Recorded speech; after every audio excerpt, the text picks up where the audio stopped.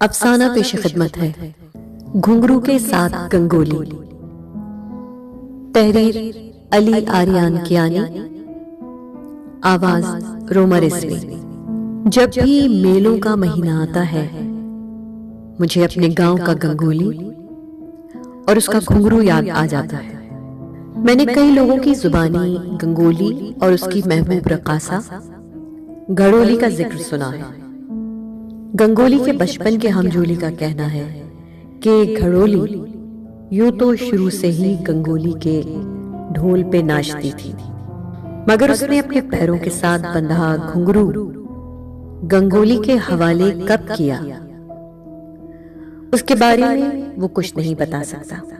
इधर गांव के लोगों का कहना है कि घुंघरू पास आ जाने के बाद गंगोली की आदतें कुछ बदल सी गई थी। वो हर किसी को बच जाने वाली नजरों से तकने लग गया था और कई बार तो वो हमें देखते ही कुर्ते में कुछ छुपाने लग जाता था। उसके पड़ोसी भी यही कहते हैं कि हमने उसे बहुत समझाया कि घड़ोली अब अमीर हो गई है, लिहाजा अब वो उसके पीछे ढोल बजाना छोड़ दे, मगर वो ना माना और इसी पर मुसर रहा कि जब तक घड़ोली का घुंघरू उसके पास है वो ढोल बजाना हरगिज नहीं छोड़ेगा। उसकी घरवाली का कहना है कि मैंने जब भी बेटियों के जहेज की बात की उसने अपना वही घुंघरू बाहर निकाल लिया और कहने लगा, बस एक बार घड़ोली को मेरा हो जाने दो, फिर सब दिल-दर्द दूर हो जाएंगे। बाद में मेरी मुलाकात गंगोली के उस दोस्त से भी हुई जो हर मेले ठेले में उसके साथ होता था। मैंने उससे भी पूछा, ये घुंघरू का क्या किस्सा है मेरे दोस्त? मेरे सवाल पर उसका दोस्त कुछ सोच में पड़ गया और फिर एक तवील आह भर के कहने लगा, क्या बताऊं बाबूजी, अक्सर उसके चेहरे, माथे, हाथों और बातों से उस घुंघरू की आवाज आती थी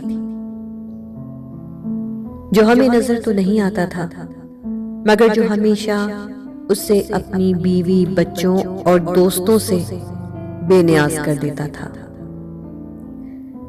फिर वो कई रोज अपनी गली की शक्ल ना देख पाता। इतना बताते ही उसके दोस्त की शक्ल भी कुछ अजीबो गरीब सी हो गई और वो इधर उधर हवा में हाथ लहराते हुए कुछ बजाने लग गया। उसके बाद मैंने कई लोगों से उसके घुंघरू की शक्ल पूछी, मगर गांव में कोई भी मुझे उसका तसल्ली बख्श जवाब न दे सका। अलबत्ता गंगोली से मोहब्बत करने वाली एक पड़ोसन ने जब ये इंकशाफ किया कि उसके घुंघरू की शक्ल हूबहू उसकी घड़ोली से मुशाबे थी, तो मेरे अंदर एक हलचल सी मच गई और इस तरह शौक ने एक हशर सा बर्पा कर दिया। फिर मैंने गांव वालों की गढ़ी बातों, अपने अंदाजों और इस इश्क के सरबस्ता राजों की एक पोटली सी बना ली और बेचैनी से उस रोज के इंतजार में लग गया जब मेरी माँ हम यहाँ मौजूद ना हो, क्योंकि वो उससे भी पहले मुझे सावन में मरे शख्स की छतरी और रिमला वाले अफसाना निगार का खत देखने से बाज कर चुकी थी। फिर एक दोपहर जब सरकारी बजट अभी सवानेज़े पर था, मैंने घर को अंदर से ताला लगाने की भी जरूरत महसूस नहीं की और अपनी चूड़ उठाकर बाहर गली में निकल आया। हाशा कल्ला, घर खुला छोड़ने की वजह यह नहीं थी कि बज़ौ में खुद कोई बहुत कीमती शय था या मेरे समाजी रवाबित हर तबक़े फिक्र में मौजूद थे, बल्कि इसकी वजह माशरे का वो मौनदाना रवैया था जो वो एक अरसे से अदीबों के साथ रवा रखे हुए है और आज जिसकी वजह से न सिर्फ अदीबों के घर खाली पड़े हैं बल्कि हाथ भी खैर, अभी चूड़ उठाकर मैंने पहला कदम ही बाहर गली में रखा था कि जवाद की आवाज ने मेरे पैरों में एक जंजीर सी डाल दी। तुम फिर उसी घुंघरू के पीछे जाने लगे हो जिसने बिलाखिर गंगोली की जान ले ली।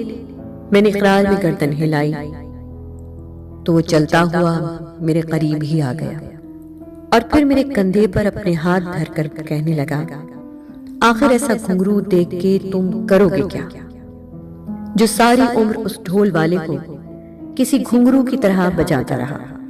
उसने अभी इतना ही कहा होगा कि मैं झल्ला उठा, तुम माहम की तरह ये घुंघरू भी मेरे सर थोप देना चाहते हो। हालांकि मैंने इसे देखा तक नहीं, इतना सुनना था कि जवाद हंस पड़ा और फिर मेरी थोड़ी अपनी उंगली पर उठाकर कहने लगा, सुन बुलबुल, ये मत समझ लेना कि तुम्हें समझाने की जिम्मेदारी माहम मेरे सर थोप गई है। औलाद से आनी हो जाए तो बीवी उसी के कंधे पर अपनी बंदूक चलाती है। जरूर मलाइका ने तुम्हें कहा होगा कि पापा को किसी सूरत जाने मत देना। मैंने ये कहा ही था कि वो एक बार फिर हंस पड़ा और बोला, तुम गलत समझ रहे हो, मगर ये ठीक है कि कदम रोकने के लिए औलाद से बड़ी जंजीर तो कोई बनी ही नहीं। तो इसका मतलब है तुम खुद आए हो मुझे रोकने के लिए। मैंने जवाब की तरफ देखा ही था कि वो कहने लगा, मैं यहां तुम्हें रोकने के लिए नहीं आया, सिर्फ ये बताने आया हूं कि समंदर पार वो सारे लोग मुझसे राब्ते में हैं कि जिनका राब्ता तुम्हारे दिल के साथ है।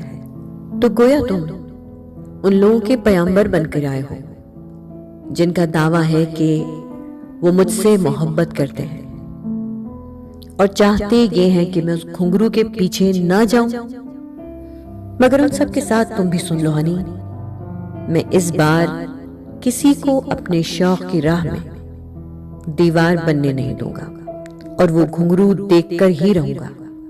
इतना कहते ही मैं गली में 2 कदम आगे चला ही हूंगा कि उसने पीछे से मेरे बाजू पकड़ लिए और फिर कहने लगा, पागल न बन बुलबुल, और ये सोच के आस भी घुंघरू की तरह होती है, दिल के पांव में छनकती रहती है। रेल की सीटी हो या फोन की घंटी, ये खनकती रहती है। पता नहीं तू क्या कह रहा है हनी, मुझे जाने दे यार, कहीं ऐसा ना हो कोई दूसरा उसका घुंघरू बांध कर चला जाए। मैं इस बार उसका हाथ छुड़ाकर कुछ आगे बढ़ने ही वाला था कि पहली बार मुझे अपने महबूब दोस्त की आंखों में कुछ नमी सी दर्दी महसूस हुई और फिर वो मेरा हाथ दबाकर कहने लगा, किसी दूसरे का घुंघरू बांध कर करोगे क्या जब तुम्हारे पास खुद इतने घुंघरू हैं कि सोच है किसी की।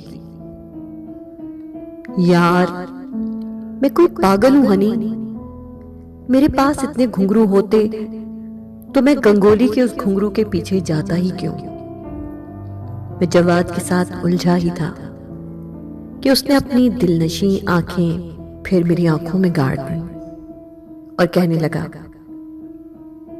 मलाइका, माहम और मैं, तुम्हारे अफसाने, उनके परिस्तार और वो सब की सब मोहब्बतें जो समंदर पार बैठी हैं, घुंघरू ही तो हैं जिनकी आस पे तुम जिंदा हो। ओहो, ये तुम क्या बहस ले बैठे हो हनी, मुझे जाने दे यार, ये ना हो घर वालों में से फिर कोई निकल आए और मुझे रोक ले। तुम्हें रिमला वाले खत का तो पता ही है। इतना कहते ही मैं चूड़ उठाकर अभी चंद कदम ही गली में चला हूंगा कि उसने लपक कर फिर मुझे पीछे से पकड़ लिया और अपनी रोनी शक्ल बनाकर कहने लगा, अब के समंदर पार जाऊंगा तो तेरी मोहब्बतों को यही बताऊंगा कि मोहब्बत का पैगंबर रुतबे में मोहब्बत से कम लगने लग जाए तो समझो मोहब्बत को भी गम लगने वाला है। अभी उसने इतना ही कहा था कि मैंने अपनी पोटली गली में ही पटक दी और झुंझलाकर कहा, जो मुंह में आए मुझे बोल दे हनी, मगर उनसे कुछ ना कहना यार।